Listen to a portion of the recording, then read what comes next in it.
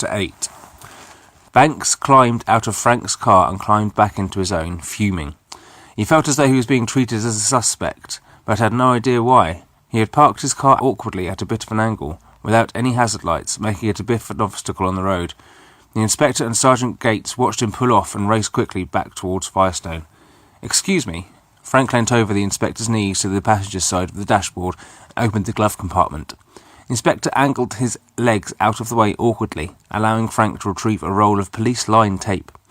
The inspector placed a friendly hand on his arm. "Perhaps it would be for the best if we kept the exact location our secret for the time being," he suggested. Frank thought for a moment. "Yes, perhaps you're right." He closed the glove compartment drawer again and set off toward Nettlewood. "I appreciate the lift, Sergeant." "Of course, Inspector. We'll all be more than happy to help any way we can." He thought of Banks for a moment. "This ain't the sort of thing folks around here are used to, you know. I just hope it's all cleared up as quickly as possible." "I also share that sentiment," the inspector nodded. "Not that you haven't been welcoming. I'm sure your town is delightful, but there is always some satisfaction in leaving, knowing that the circumstances have been explained." "Do you mean when the crime has been solved?" Frank asked, unsure of the inspector's choice of words. "Yes, I suppose I do," the inspector replied, though he did not seem convinced that this was an adequate interpretation. "So, Sergeant, perhaps you could explain something that I'm confused about." "Of course." "I cannot quite work out why Drew contacted you. I'm sure he was unaware that the area of woods comes under your jurisdiction, so why go to you? You are not his commanding officer. You did not give the order." The inspector asked the question nicely enough, and Frank realised it was a fair point to ask. The inspector studied the side of Frank's face as he concentrated on the road ahead. There was a flicker in his eyes, a twitch perhaps, as his mind raced to think of an adequate answer. "I can't really answer that. You'd be best off talking to Drew," he replied, deflecting the question. "But from what I understand, Banks had been drinking with the mayor.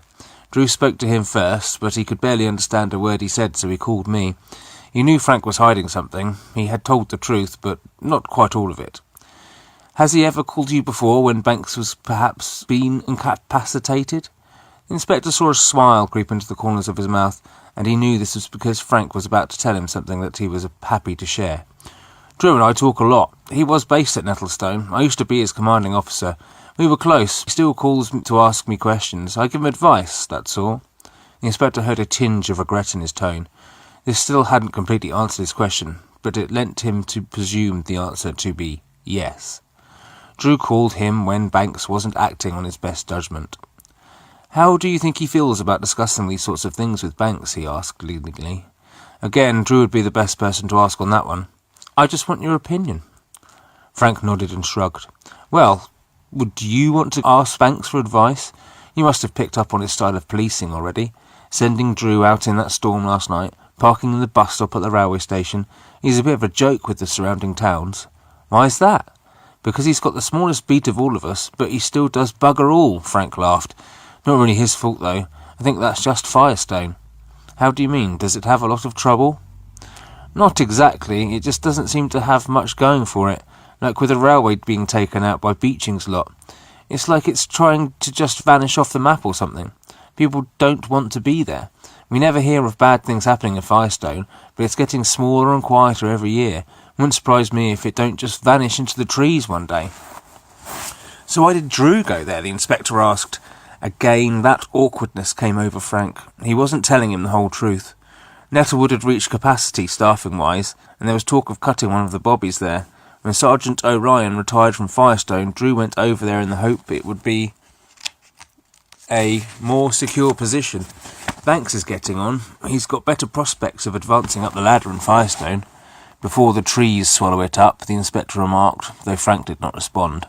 They had arrived on the outskirts of Nettlewood. New estates lining the roads with modern houses adorned with well-kept gardens. Low fences allowed passers-by to admire their picture postcard perfection. As they approached the centre, the buildings became older, and the architecture took a turn to the Victorian. Long, thin houses stacked elegantly along the roads. A vestige of the town's Tudor past sat disguised as a pub beside a row of houses. They drove through the centre of town, a parade of shops burgeoning into the side streets that boasted a shoe shop, a chemist's, and even a Woolworth's. They passed through the centre, and shops became houses again, and just outside of the town they came to a public house. It was set back from the road slightly, with a well-kept lawn outside. This was only broken by a friendly path leading to the large front door and a gravel drive down one side which led to a car park. When they had safely pulled up, both men climbed out, and between them they removed the luggage. They carried it inside, depositing it in the hall, and the inspector approached the reception desk. The hotel was understated, allowing the natural features of the old building to be appreciated. The carpet was new, still thick and soft with lack of use. A bell sat on the reception, and the inspector gave it 2 pings to announce his arrival. After a moment or two, a short and largely built lady appeared from behind a door which led from the kitchen with a welcoming smile. "Good morning, gents," the lady said, nodding respectfully to the men. "Good morning. Mrs. Fothergill, is it?" the inspector asked. "Yes. How did you know that?" Mrs. Fothergill adopted a look of surprise. "Your name is above the door as the licensee," the inspector pointed out. "Oh, yes, of course." Abigail Fothergill blushed slightly at the logical answer. "I was also briefed on the booking by my secretary this morning. She advised you had been most understanding on the telephone, despite the hour of her call. Please accept my apologies for such a rude intrusion at that ungodly hour." Abigail Fothergill was surprised that such an officious-looking man could be so unoffending in his approach. "I'm the inspector down from Scotland Yard." He offered his hand, and she shook it gently. "Nice to meet you. Honestly, sir, it's no problem. I was relieved in that way that it was nothing more serious. A telephone call at that hour usually means bad news." "You are too kind, Mrs. Fothergill, too kind. I look forward to a pleasant stay under the roof of such an obliging hostess." "Only too happy to assist, Inspector. My guess is it must be something very serious for you to come down in such an hurry." "Indeed, madam, it would appear that an unfortunate young man has been killed. His body was discovered close by last night." Abigail took in a sharp breath in surprise. "A murder? Here? Well, I never, not in all my years, has any such thing come along," she told him, shocked to the core. "Have you been in the area long, then?" the inspector asked, pushing the conversation away from the body again. "All my life. Been running this place most of it with Mr. Fothergill. Do we know who the chap was?" "We do, and you will be relieved to know that it was not a local man." "Oh, well, that is a small mercy, I suppose," she thought for a moment. "But, I mean, what with you being here at all, do you suspect somebody from the town was responsible?" "I sincerely hope not, but that is what I am here to ascertain." She bit her lip for a moment in a worried reverie. "As much as the inspector and I would like to stand about and discuss the case with you, Abigail, any chance we could get this luggage up to the room and get on?" Sergeant Spank spoke up from behind the inspector. "Oh, yes, of course. I'm sorry. Where are my manners?" She flustered uncharacteristically with the guest book. "Here you are, sir. If I could ask you for a few details. Will you be paying now or on your departure?" "If you don't mind, I will settle up when I leave," the inspector filled in his details in the book. "As the duration of my stay is obviously dependent on how quickly the case is resolved, would it be possible to keep the room on an ongoing basis for now?" "Of course, sir. Not as if we're bursting at the seams this time of year, anyway." She checked the book, then turned and faced a set of hooks on the wall. Each hook had a number. Some also had keys. She took down a key and handed it to the inspector. "Here you go, sir. Best room in the house." "Thank you. There is an ensuite?" "Yes, sir, just as lady on the telephone asked last night." "Marvellous. There is just one thing." "Yes, sir?" Abigail asked, eager to assist. "Please just call me Inspector. I always feel 'sir' is so informal." "Of course, Inspector. Now, I'll show you up to your room. Hold on, let me get Harold to help with those bags." She turned from them and poked her head through a door behind the counter that led to the kitchen. "Harold!" she bellowed at the top of her voice. "Come and help with the inspector's baggage." There was a muffled reply that neither man was able to catch, and after a moment a beleaguered figure appeared from the kitchen. He was shorter than his wife, with heavy bags under tired, watery eyes. He looked as though he had the world on his shoulders and had been hard-pressed for his wife than longer than he had been on earth.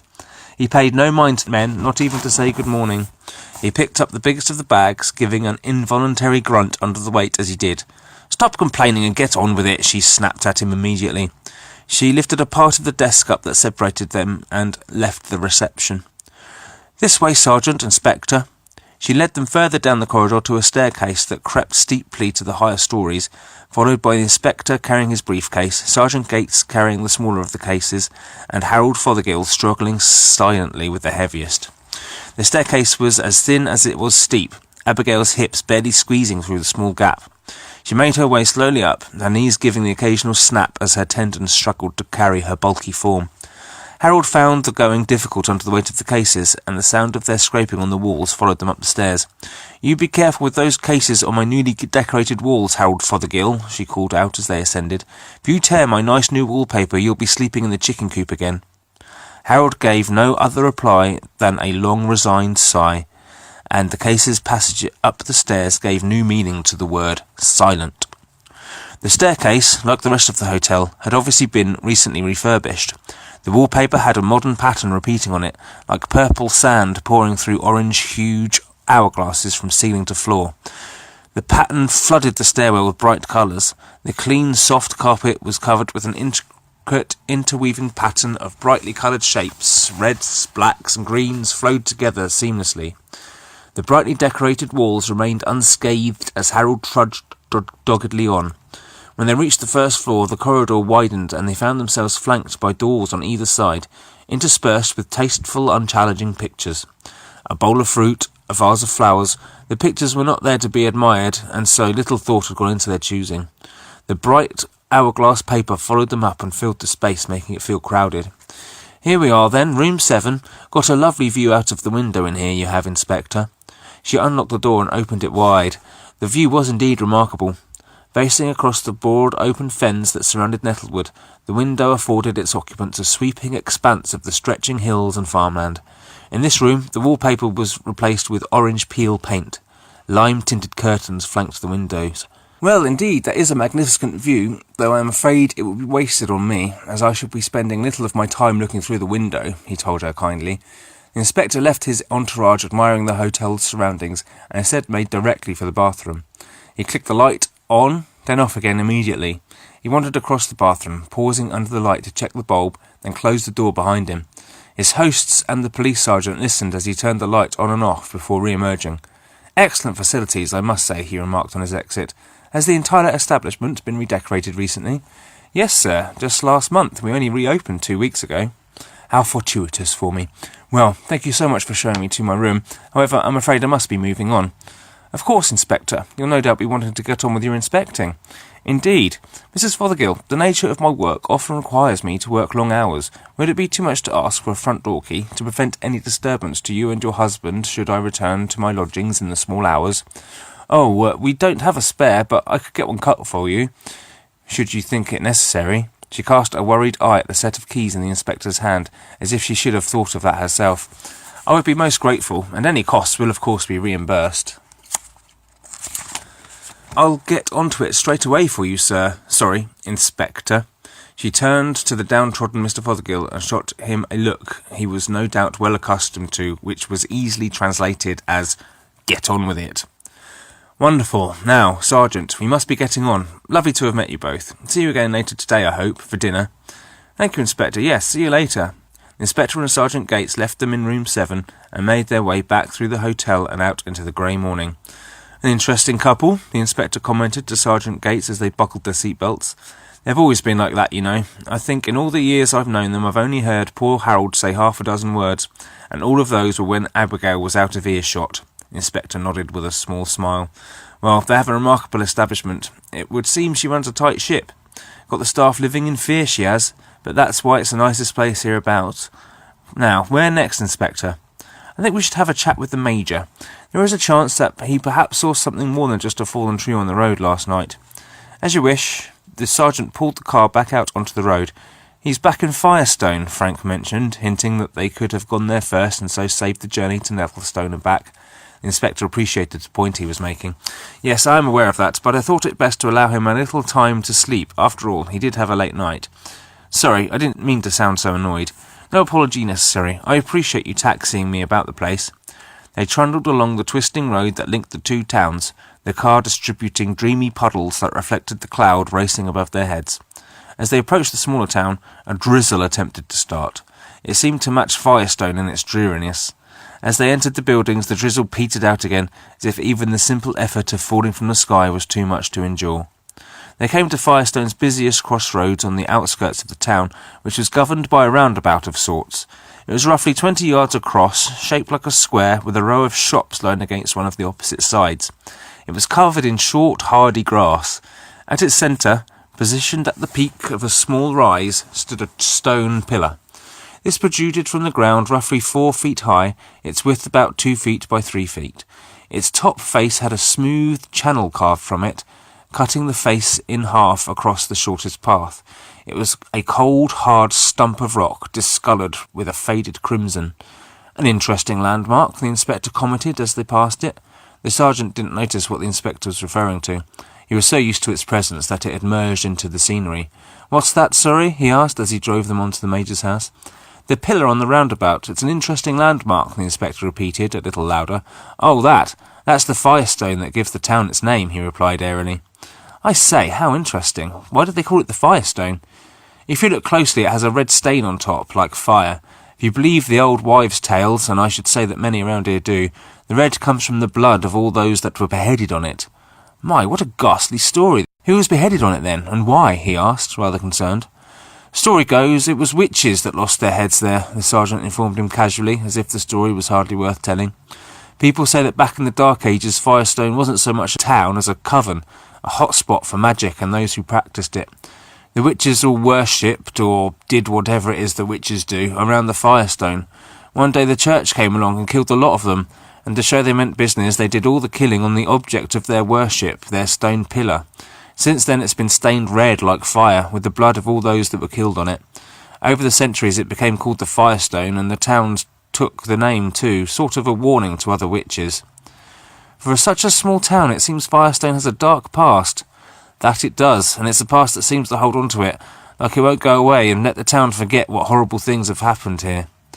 "Towns don't have memories, Sergeant, people do." "You're right, you know, and perhaps that's the problem. The people here all remember it too somehow, like the memory is embedded in everything. The people are just another part of it." The inspector raised his eyebrows and pursued the matter no further.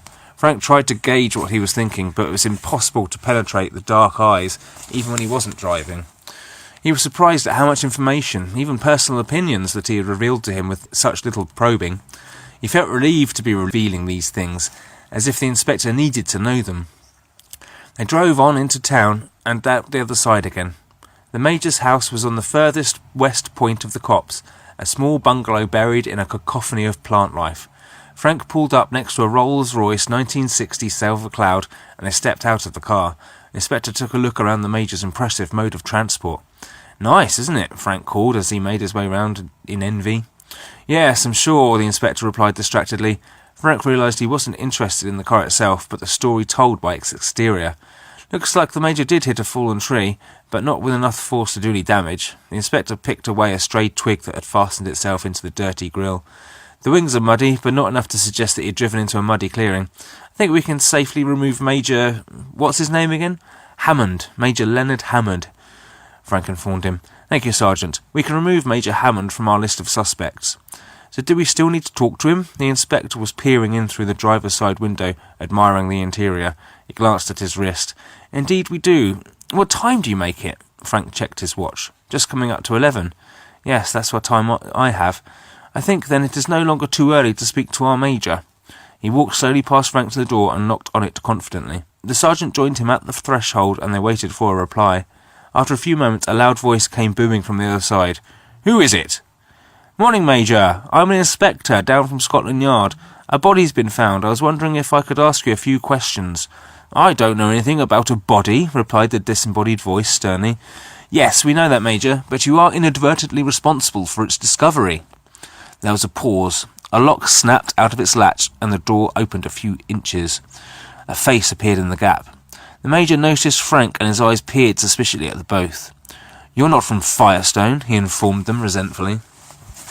"No, the body was discovered in Sergeant Gates' jurisdiction, next door in Nettlewood. Constable Drew found it after clearing a fallen tree last night at around 1:30 along Beeper Chute." The latch was removed and the door opened. The Major was wearing a full tweed suit with waist jacket, formal tie, and gleaming black shoes.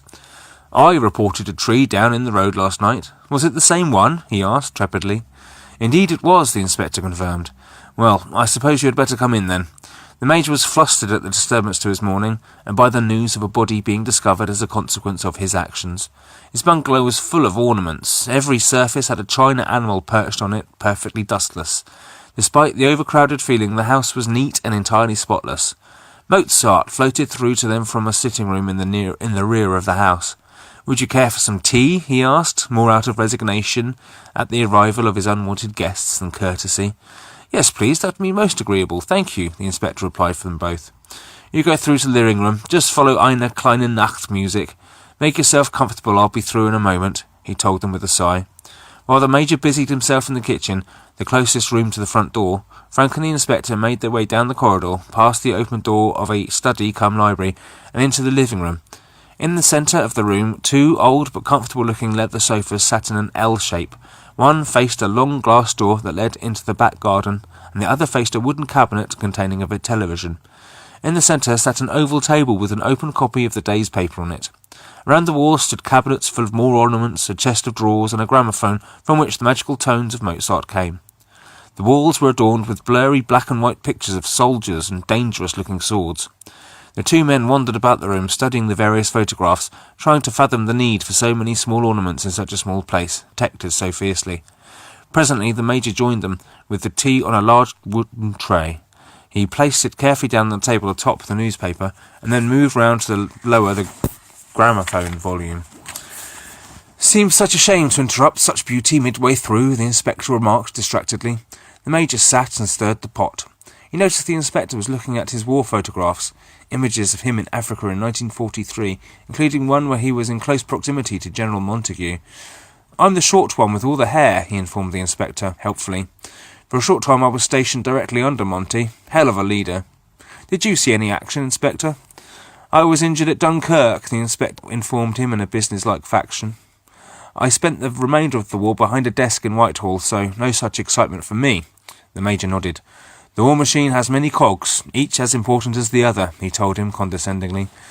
The inspector replied simply, coming to the table as if attracted by the clinking of the cups. Frank was too young to have fought in the war, but he could tell the inspector wasn't quite as proud of the Major's war efforts as the Major hoped he would be. The Major stirred the pot. "Sugar, Sergeant?" he asked Frank, as way of inviting him to join them so their interview could commence. "2, please." Frank made his way to the sofa and sat down next to the inspector. The Major dropped 2 sugar cubes into a cup and turned to the inspector. "None for me, thank you." The Major poured hot brown tea into all 3 cups, then poured the milk on top. Clouds blossomed and swirled into existence inside the china bowls, eddying into effortless beauty as the white milk and brown tea mingled. The storm's beauty was suddenly destroyed as the Major dipped in his spoon and stirred the cup's contents together. He passed each man his drink. "Thank you so much." The inspector received his gratefully and immediately took a large swig. Frank accepted his with a nod and put it down on the table. Very nice," the inspector commented, half to himself, as he replaced the cup in the saucer and put them both down on the table. "So, Major, I just want you to understand that you are in no way a suspect in this investigation. I am, of course, interviewing you as a matter of procedure." He reached into his coat and took out his notebook and pencil. "Should you feel uncomfortable with my questioning, or wish to have a solicitor present, that is your prerogative, but it will delay the investigation and, if I'm honest, is totally unnecessary." "I understand, but I have nothing to hide, Inspector. Please carry on." "Indeed. So, could you please start by telling us what you were doing last night?" "Of course." He settled back in his chair comfortably. "I was a guest at a charity ball raising money for wounded war veterans," he told them proudly. The inspector began scribbling. "I see. And whereabouts did it take place?" the inspector asked. "North London, well, Hemel Hempstead to be precise. Just outside the capital," the Major informed him. "How did the fundraising go?" the inspector asked with a smile. "Very well. We were looking to raise £2,000, and I believe they were close to the mark at the end. They had an auction. I donated a few of my wife's damned ornaments that are still cluttering up the place. The tickets were £10 a pop. It was a very auspicious occasion." "I am glad. And what time did the event end?" "It finished at 10. I stayed a little later to talk to some of the organisers, to whom I have a close friendship, and left about 11. "I see. And then you drove home in the car that's parked outside?" "Yes, that's right. I got home about 1:40, phoned Banks straight away, and he said he'd get one of his boys to have a look." "And what made you telephone Banks at that hour?" the inspector asked, taking the word from Frank's mouth. "We have an understanding, you know, the men of this town," he replied, alluding to his being a position higher than theirs. "If we see trouble, we let someone know about it," he told them, as if this were all the explanation needed. He had quite a thick local accent, and the inspector struggled to understand everything he said. He had suspected there'd be some ring of men respected in the town that protected it in this way. It was not as uncommon as the Major hoped. The inspector could tell from the Major's behaviour he had no interest in the body. Much happier was he to wallow in his status. "How long does the journey usually take?" the inspector asked. "On an ordinary night I'd be back here in about 2 hours, but as I approached the Midlands the weather turned and I couldn't travel as quickly." "I see. And so how long did it take you to get back?" "Well, as I say, I left at 10 and I called Banks about 1:40, I suppose," the Major informed him. "So, 3 hours to do a 2-hour trip. Were conditions so bad that they added an hour to your journey?" "Are you suggesting I had an hour to murder someone and hide their body in the copse on my way home?" the Major asked defensively. "Oh my, no. I am simply concerned about the time it took you to get home. Never mind for now. You have an alibi for last night, as I imagined you would. I briefly cast my eyes over the exterior of your car, and I am satisfied that it went nowhere near the site where the body was discovered. All that remains is for me to inspect the interior with a particular interest in the clock, and we can leave you to finish your morning paper in peace." The Major was rather surprised, as if he was escaping easily. Very good. He wasn't sure how looking at the car's clock would help the investigation, but could see no harm in it. "Wonderful. Such marvellous automobiles," the inspector enthused. "I'll just get my keys and I will show you out." Major Hammond headed to his bedroom, while the two policemen finished their cups of tea. Frank sat in quiet contemplation for a moment, trying to calculate the best way to ask the inspector what relevance the clock may have had. "Inspector," he began, but before he could go any further, the Major re-entered the room.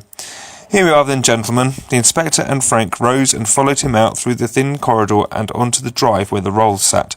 The inspector walked round it again. "Very good," he said, though to no one in particular, as he took one last careful look around the car. He peered in through the window. "From the exterior of your car I am satisfied that it went nowhere near the site where the body was discovered. I would just like to investigate the interior a little closer, if you don't mind." The Major opened the passenger side door for him, and he made directly for the clock. This was positioned on the door of the glove compartment on the passenger's side, and the inspector studied it carefully. It was set safely and securely into the cabinet. He took the time from it. "What time does your watch say, Major?" he asked. The Major looked at his watch. 10:50, he replied loftily, anxious to have the two men out of his car and out of his life so he could return to his paper and continue his morning. That is the same time that your car's clock says," the inspector replied, a concerned look on his face. The two men looked blankly at him. He noticed this and so added an explanation. "Your watch and the clock in your car are both 17 minutes fast." He held his own watch up for the Major to see. Indeed, it told anyone that cared to look that the time was in fact 10:33. "Sergeant, I am sure your watch will verify this?" the Major asked. Frank checked his watch. "Indeed, sir, although I keep mine a little faster. Mine says 10:38, Frank agreed. "Well, that's preposterous. What is the meaning, Inspector?" Major Hammond asked in shock. "Well," the inspector started, thinking aloud to himself, "the only thing that could have caused something like this would be an electromagnetic disturbance that you probably experienced whilst driving home last night." He stroked his chin thoughtfully. "But for it to have pushed them both so far forward," he shook his head. "It might have to have been—" He trailed off, suddenly conscious of the men watching him and where the train of thought was leading him. "That is a very good question, Major, and one I shall add to my gradually growing list of questions that require attention," the inspector told him confidently. The Major wasn't sure if that satisfied his question, but let it rest. "For now, we can leave you to finish your morning paper in peace." The Major wasn't sure he was happy to have the inspector leave without a satisfactory explanation. "Did you listen to the radio on the way home?" the inspector asked suddenly. "No, there's nothing on the airwaves at that time of the morning," the Major replied. "Of course, excuse my ignorance. Would you mind turning the radio on for me?" The Major was too bemused to argue, so he climbed into the driver's seat, turned the ignition, and switched the radio on. It hummed slowly into life, coming in midway through a Corelli sonata. "Wonderful, thank you. You may switch it off again at your leisure," the inspector advised, but for a moment the Major let the radio play, and the woods around them filled with the subtle baroque tones. The three men stood for a few moments, studying the car. The trees began swaying as the wind picked up, and a chill whistled between them, as if urging them apart, pushing the policemen on with their investigation. "Well, Major, thank you so much for the tea, and I apologise for the interruption to your morning. I am satisfied, so, Sergeant, let us leave Major Hammond in peace." Without a word, Frank headed for his squad car. "Oh, one last thing, Major. If you do happen to notice anything else odd about the car, or think of something from last night that seemed odd, please call the station at Nettlewood so either myself or Sergeant Gates here can investigate." "Anything else odd? Like what?" "I don't know. Just anything odd." The inspector opened the passenger side door of the car and raised his hat a few inches off his head. "Good day, Major." The Major stood still, rooted to the spot. "Yes. Good day, Inspector," he replied. He watched the men trundle away, then returned to his paper with a shake of his head.